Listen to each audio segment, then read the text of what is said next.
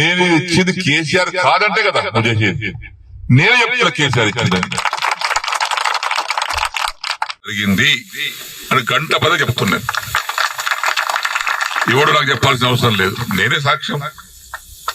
అన్నం పెట్టుడు పరిస్థితి కష్టం కదా. అయితే రాజకీయ పరిణామాల వల్ల కొంతమంది దౌర్భాగ్యాలు చేసినటువంటి బాధల వల్ల నేను కొంత నిర్ణయం తీసుకొని మారాల్సి వచ్చింది. అన్ని హామీస్తున్నా 6 మాసాల్లో కూడా పూర్తి చేస్తా అన్నాడు. ఇవన్నీ కడువ కప్పుకున్నా. ఆ కడువ కూడా జాతీయ కడువ కప్పుకున్నా. నయమైంది. ఈ కోర్టు కేసులు ఉన్నాయి మా మీద కోర్టు కేసులు నడుస్తున్నాయి. అరే చేతి గుర్తు కడువ కప్పుకోలేదు బాబు, ఇందిరమ్మ బొమ్మతో కప్పుకోలేదు, జాతీయ కడువ మోదీ కూడా కప్పుకోలేడు ప్రధానమంత్రి, అది కప్పుకోరా చెప్పిన. అసలు ఆ కథ వేరు లీగల్ గా. ఇప్పుడు ఈ పరిస్థితిలో మనం ఇక్కడ ఆగినాం. దానికి కొంతమంది రకరకాలుగా మాట్లాడుతున్నారు. తర్వాత మొన్న నవంబర్ 7 తారీఖు నాడు సీఎం గారింటికి మీటింగ్ అయితే పోయినా. అందరు ఎమ్మెల్యేలకు మాట్లాడుతుంటే మాకు కూడా పిలిచాడు. అది ఫిరాయింపుదారుల ఎమ్మెల్యే మీటింగ్ పెడితే అందరం పోయినాం.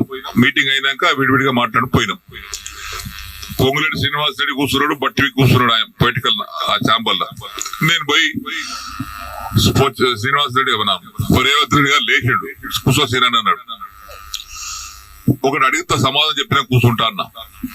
ఏందన్నాడు, నేను నీకు 21 జూన్ నాడు నాకు కండువ కప్పిన రోజు నాకేమైనా పైసలు ఇచ్చినావా, నన్ను ఏమైనా కొన్నావా, కట్లట్టు కొన్నావా చెప్పు, నాకేమైనా ఇద్దరు ఉన్నారు, నన్ను ఏమన్నా నా ఎమ్మెల్యేషిప్ కొన్నావా, నన్ను కొన్నావా చెప్పు, నేను అమ్ముడు పోయినా నీకే చెప్పినా. లేదు పోలేదు, ఇయ్యలేదు. నేను దేనికోసం వచ్చినా, ఈ సమస్యల కోసం వచ్చినా. ఏమైనా అయిందా, ఏం కాలేదా, ఏమైంది, 100 కోట్లు HDF ఉంటే 30 కోట్లు ఇచ్చారు. తర్వాత బంద్. దగ్గర 70 కోట్లు డబుల్ బెడ్రూమ్ ఉంటే 20 కోట్లు ఇచ్చి 25 కోట్లు ఇచ్చి 45 కోట్లు ఇవ్వాలి. బంద్. పనులన్నీ పేమెంట్ లేక ఆగిపోతున్నాయి. ఆ కాంట్రాక్ట్ పని చేయమంటే పేమెంట్ ఇవ్వమని అంటున్నాడు. దవాఖాన బాన్సుడు బంద్ అయింది, కోటి దవాఖాన బంద్ అయింది. సిద్ధపరిసర వారి కాంట్రాక్ట్ 40 కోట్లు ఇవ్వాలి, వాడు బంద్ చేసిండు. వీటి కోసం వచ్చినాయి కదా నేను. లేదా బట్టి గారు చిన్న దగ్గరికి ఇలా లిస్ట్ మొత్తం తీసుకోండి, ఆ లిస్టు తీసుకొని 2 సార్లు ఇచ్చేయండి, ఒకసారి కాదు కానీ. ఇక పొంగులేటి గారు ఆ లిస్ట్ తీసుకోండి, 2 సార్లు మీరు ఇచ్చేయండి. ఇచ్చిన తెల్లారి ఫోన్ చేస్తే బట్టి లేవట్టాడు, పొంగులేటి లేవట్టాడు. ఏమని చెప్పుకోవాలి నేను. మళ్ళీ అసెంబ్లీ జరుగుతుంది జనవరి 4 తారీఖు నాడు. ఆ ఛాంబర్ తీసుకుపోయి లోపల తీసుకుపోయి మీరు చెప్పారు కానీ బట్టి ఇవ్వలేదు, పొంగులేటి ఇవ్వలేదు, నాకు రూపాయి ఇవ్వలేదు. రూపాయి ఇవ్వలేదా, ఇవ్వలేదు. వేం నరేందర్ రెడ్డి గారు బయట పిలిచిండు. వేమన్నా సీనన్న బాధపడుతున్నాడు, అది ఇంకా పేమెంట్ కాలేదట, నువ్వన్నా మార్చిలో కూడా 3 విడతలు ఇప్పి. సరే సరే ఆయన తీసుకుని ఆయన వెళ్ళిపోయాడు. తెల్లారి వేం నరేందర్ ఫోన్ చేస్తే ఆయన లేపడు. 50 సార్లు చేసిన, ఒకసారి కాదు 50 సార్లు లేపడు. మళ్ళా మొన్న మార్చి అసెంబ్లీలో జరుగుతుంటే మళ్ళా పోయారు ఛాంబర్. మన అసెంబ్లీలో కూర్చున్న సీటు డబుల్ ఉంటుంది అయింది. ఇవన్నీ పేమెంట్ జరగాలని రేవంత్ రెడ్డి గారి తమ్ముడు కృష్ణారెడ్డి గారి దగ్గరికి మా భాస్కర్ బాబు తోలేసిన.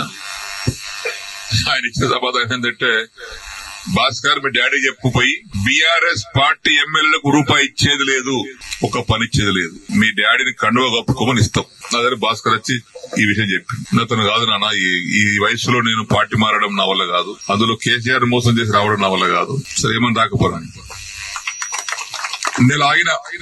బాండ్స్ వాడకు వస్తే కార్యకర్తలు చేసుకున్నటువంటి పనులకు బిల్లు కోసం రావడం, డబల్ బెడ్ కట్టుకున్నటువంటి మహిళలు గుంపులుగా రావడం, మళ్ళా నెల 15 రోజుల తర్వాత మళ్ళా భాస్కర్ మళ్ళా తోలేసిన ఆయన దగ్గరికి.